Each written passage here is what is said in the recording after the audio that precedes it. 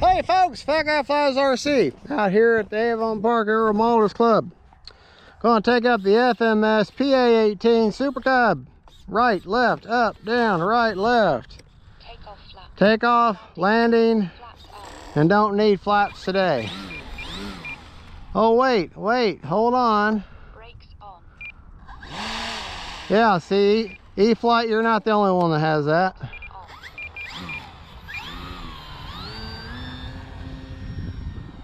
I'm running. I don't need you on this one. Yeah. I flew this one the other day. I do it every so often. If I haven't flown a plane in a while, I'll rebind it. Then I'll do a range test. Well, anyways, folks, this is the PA-18 Super Cub, 1300 millimeter wingspan.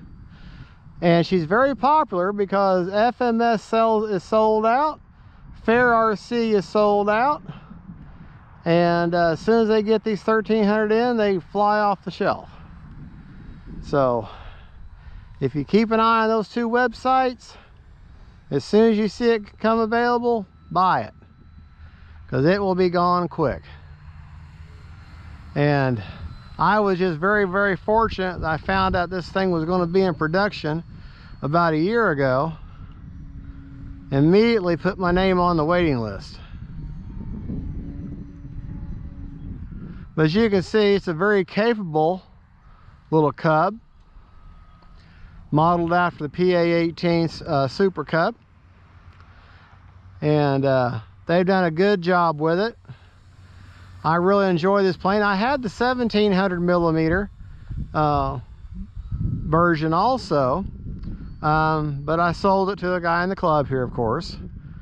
And this one here does everything that one did, except for the fact it also has pneumatic tires and it has braking, whereas the 1700 did not have braking. And these pneumatic tires are really nice and squishy. Nice and squishy. And really take a beating. And all you need is one. It comes with the air fill tool. All you need is just a little cheap little hand pump like you put on the bike. That's all you need.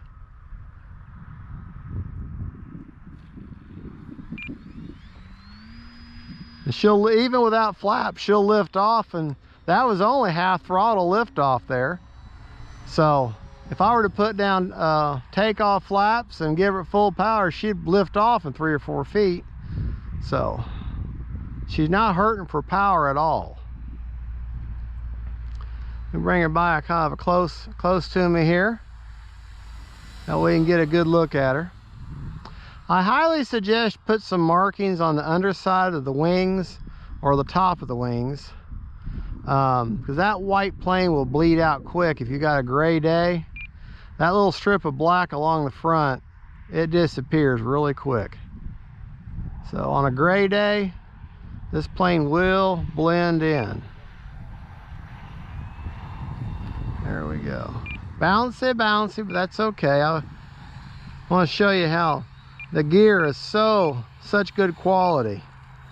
Oh, we gotta do something with that beeping. We can't handle that beeping now. You go to your timer, go to your 4th screen, and then all those 3 timer control alerts, inhibit every one of them. And that'll get rid of that beeping every time you touch your throttle. Now, if you want the beeping, well then, that's fine. But all right, we're going to take off one more time. All right, good looking scale plane. The only mod, let's see if I can't get a knife edge out of her. A little bit of one.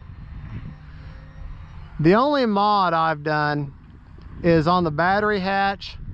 I've added that kind of a black antenna, and that's actually what I use to grab a hold of the battery hatch. Remember folks, landing is all about throttle. It's not so much about elevator, it's more about that throttle. All right, we're going to take off one more time and then we're going to bring her in. Takeoff flaps. Let's get her turned around, put her into the wind. I want to show you how quickly this bird will take off. Flaps up. What was that, 6 feet, 5 feet, something like that? And that's with takeoff flaps. If I put landing flaps in, it probably would have just jumped in the air. All right.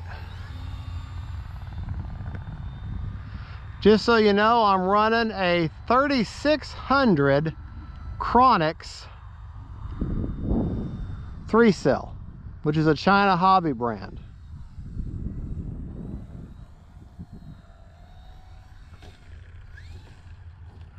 Now see, there was no need for that bounce just now. Go up over the sun this time. Sorry about the sun, folks. Remember, when you're flying near the sun, whatever you do, fly above, fly below, but don't fly through. Because those few seconds that you're going to be blinded will be all it takes for you to lose control of your plane and hit somebody, or worse, kill somebody, let alone damage your plane. There we go. All right, folks. Let's bring her back. And folks, RC planes, 99% of it's just common sense.